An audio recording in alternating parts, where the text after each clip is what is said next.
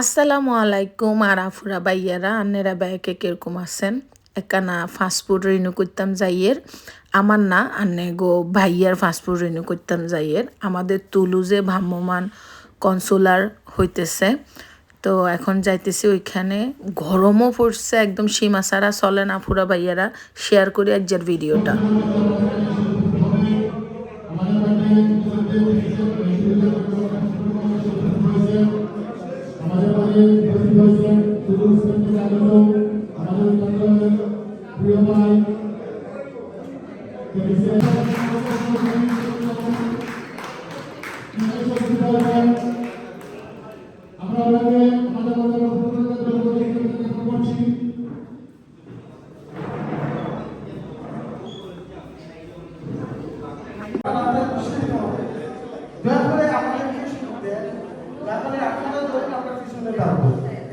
একটা জিনিস করে খাই আমরা সাড়ে 30 মাসে আমাদের এমন একটা সময় আমাদের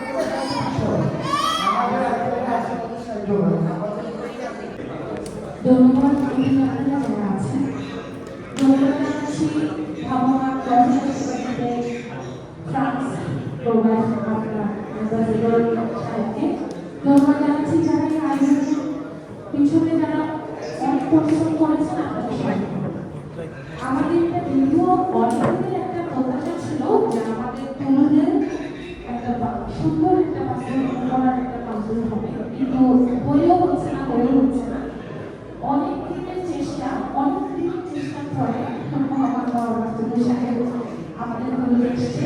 এটা আমাদের জন্য অনেক গর্বের বিষয়।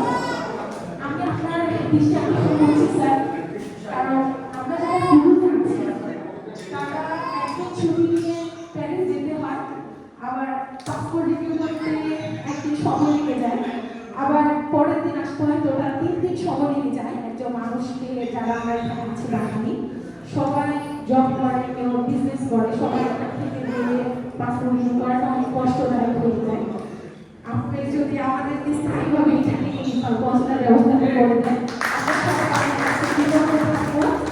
এবং আপনি অনেক দূর থেকে কষ্ট করে এসেছেন, আপনাকে অসংখ্য ধন্যবাদ। কানু ভাই, গণিত ভাই, রাজ ভাই, সবাইকে আমাকে কথা বলার জন্য দেওয়ার জন্য ধন্যবাদ সবাইকে। আসসালামু আলাইকুম। আমার মতো আরো অনেকে এমন কোনো ব্যক্তি নাই যার ইস্যু হয় না, বিশেষ করে যাদের 5 বাচ্চা, আমি নুরুল ভাই একসাথে বলি, যাদের 5 বাচ্চা প্রবাসী ভাই বোনেরা সবাইকে আসসালামু আলাইকুম। বক্তব্য দাদা সবাই নিজের সুন্দর বক্তব্য রাখছে।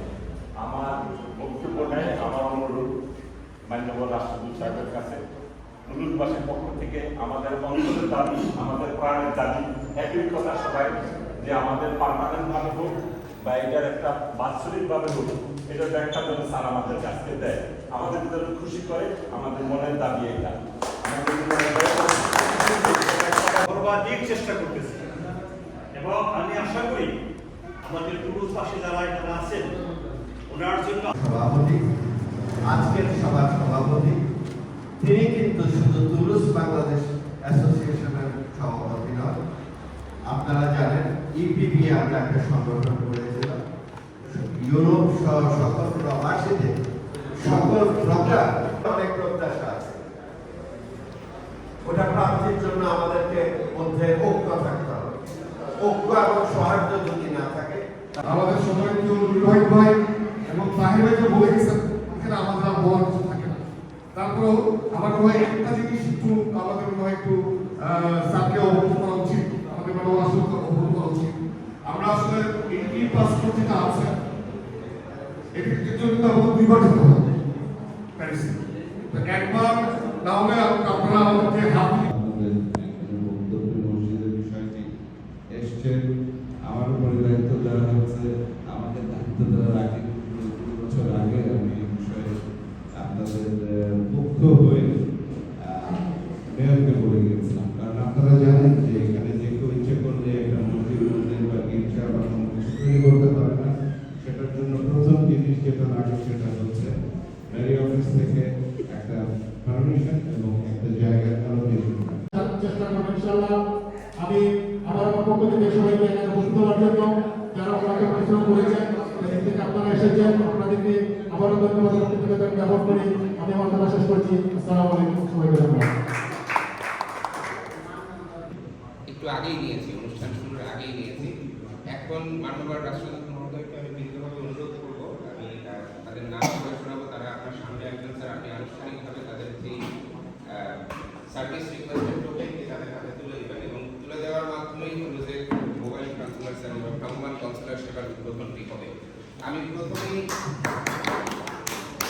আমন্ত্রণ জানাবো জনাব মায়ের আব্দুল সাহেব, আপনি একটু আসবেন। ওনার আবেদনটি ছিল এমআরটি পাসপোর্ট নিয়ে সংক্রান্ত, সেই আবেদনটি হলো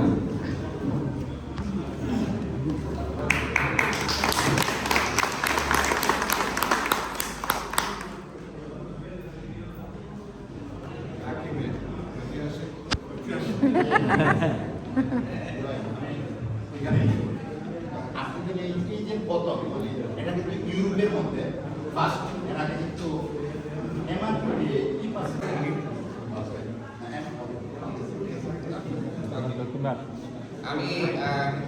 আমি এবারে সামনে আসতে আমন্ত্রণ জানাচ্ছি জনাব আব্দুল মালিক সাহেবকে। উনি প্রথম ভ্রাম্যমাণ কনসুলার সেবার মাধ্যমে পাসপোর্ট আবেদনকারী।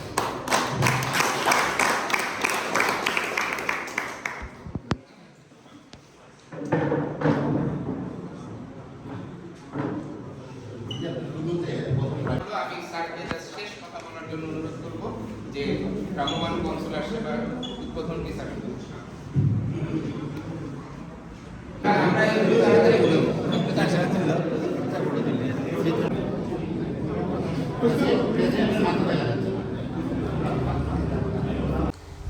পাসপোর্টের অনুষ্ঠান শেষে আমাদের কয়েকজনকে ইনভাইট করেন নান্নু ভাই, তো আমিও গিয়েছিলাম ওই ইনভাইটে। একটু আমার গাড়ি পার্কিং করতে দেরি হয়ে গেছে, তারপর একসাথে আমরা সবাই বসে লাঞ্চ করছি। আলহামদুলিল্লাহ সফলভাবে পাসপোর্টের এই একটা সমাধান হলো, কারণ আমাদের তুলুজে অনেক অনেক অনেক বাঙালি থাকে।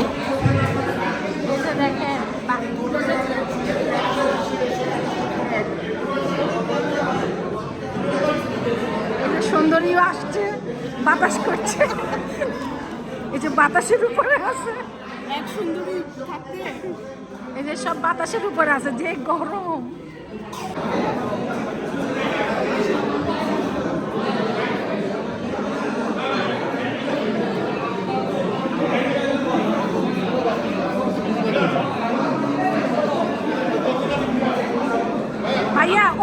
ভাইয়া অনুভূতি কি? অনুভূতি কি? না অনুভূতি কি যে প্রথম দিন? আলহামদুলিল্লাহ ক্রুজবাসীর ভালোবাসা এবং একটা সুন্দর সুষ্ঠু পরিবেশে আমরা যে সার্ভিসটা দিতে পারছি, আমি বিশ্বাস করি রাষ্ট্রদূত মহোদয়ের পক্ষ থেকে আবারও তারা আসবেন আমাদের পরিচ্ছন্ন মনোভাব দেখে।